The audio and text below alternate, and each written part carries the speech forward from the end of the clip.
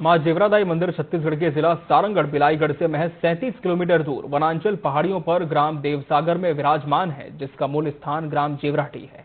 हर साल चैत्र पूर्णिमा में मां जेवरादाई का विशाल मेला लगता है, जिसे देखने पूरे भारत भर से लाखों की संख्या में भक्तगण पहुंचते हैं।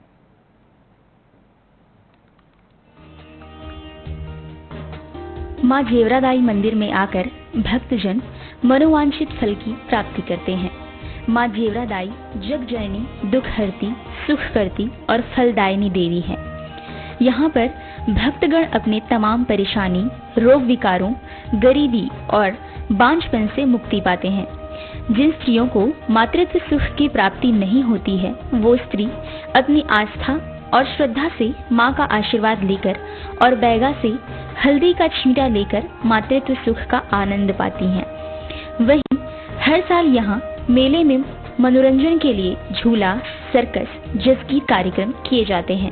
आज अष्टमी का पर्व है, अष्टमी के दर्शन करने आए हैं और कुछ मनोकामना लेकर आए हैं और मनोकामना देवी जो पूरा करते हैं, इसलिए आस्था को श्रद्धा से यहाँ आए हैं। माँ की आशीर्वाद हल्दी के रूप में जिसके ऊपर भी करते हैं, उनका हर इच्छा पूरी होते हैं और जो भी संतान नहीं होता उनका मतलब आते हैं, धरना देते हैं, धर्महीन बोलते हैं उनको, तो इच्छा पूरी करते हैं माता रानी।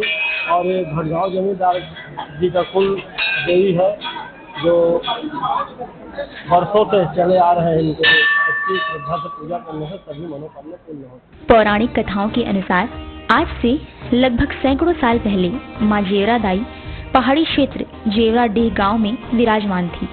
मां जेवरादाई कोसम वृक्ष के नीचे विराजमान थी, जहां भैरव बाबा व अन्य देवी देवता विराजित थे। मां जेवरादाई प्रातः बैगा के घर से होते हुए और ठाकुर देव से मिलते हुए स्नान के लिए जाती थी, जिसका प्रमाण इस बात से मिलता है कि एक सुबह मांझी बैगा सोकर नहीं उठे थे, इसलिए माता ने नाराज होकर उसकी पीठ पर जोरदार कोड़े मारा, जिसका निशान बैगा के पीठ पर मरते दम तक था।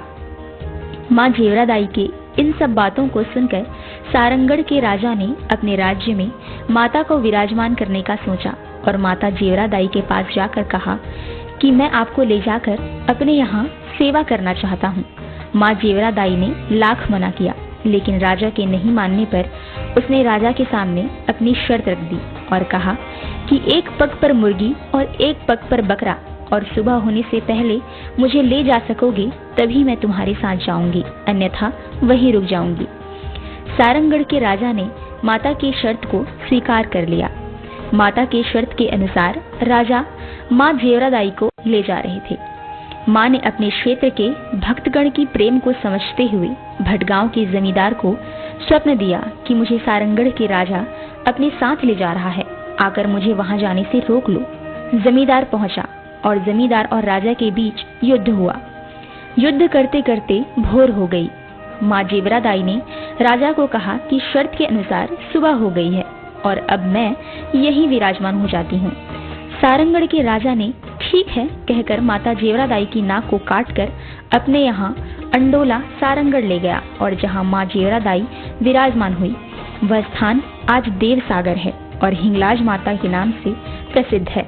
देवी माँ की बहुत सारे आस्थाएं हैं। पूरा क्षेत्र के लोग यहाँ से बहुत दूर भी काम करने जाते हैं, लेकिन नवरात्रि के टाइम में सब वापस आते हैं और श्रद्धा सबके बहुत जुड़े हैं और जो भी मनोकामना रहता है उसको माता रानी पूरा करते हैं। यहाँ प्रतिवर्ष चैत्र पूर्णिमा के अवसर पर मेला लगाया जाता है। एक दिन का मेला लगने के पीछे भी एक रहस्य है। बताया जाता है कि एक दिन मेला खत्म होने के बाद बैगा माता के स्थान पर पूजा पाठ करके चला गया। घर पहुंचते ही बैगा को पता चला कि वह अपना खड़ग वहीं भूल गया है।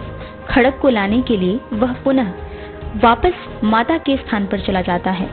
वहां पर पहुंचते ही देखता है कि माता की 21 बहनियां साथ साथ खेल रही हैं और माता के सेवकगण बाघ, शेर, कटे बकरों के खून का रस पान कर रहे थे। माता को ज्ञात हुआ कि बैगा वापस आ गया है। उसने बैगा को बुलाकर कहा कि आज के बाद यहाँ चैत्र पूर्णिमा की रात्रि को इस स्थान पर कोई नहीं रुकेगा। जाओ, तुम्हें जीवन दान देती हूँ कहकर बैगा को अपने घर भेज दिया। अतः उसी दिन से एक दिन का मेला चैत्र पूर्णिमा के पावन अवसर पर रखा जाता है। नवरात्र में माता के मंदिर में ज्योति प्रज्वलित की जाती है, जिसमें भक्तगण लाखों की संख्या में दीप प्रज्वलित कर माता का आशीर्वाद प्राप्त करते हैं। काफी इनकी जन आस्था बनी हुई है और साथ ही साथ माँ हिंगलाज माता जो है सभी की मनोकामनाओं को जो जिस भावना से आते हैं उनकी मनोकामना को पूर्ण करती है। माँ जो है उनको सपना दी, उनके द्वारा सपना में कहा गया कि भाई मेरे एक एक पग पर, हर पग पग पर बलि आप प्रदान करते जाओगे तब मैं आपके साथ सारंगढ़ जाऊंगी। और जैसे राजा लोग बलि प्रदान करते करते आए, सवेरे यहाँ प्रातःकालीन हो गई और माँ यही रुक गई। तो राजा इनके नाक को काट करके सारंगढ़ ले गए। वहाँ नाग की पूजा होती है और यहाँ पूरे धड़ और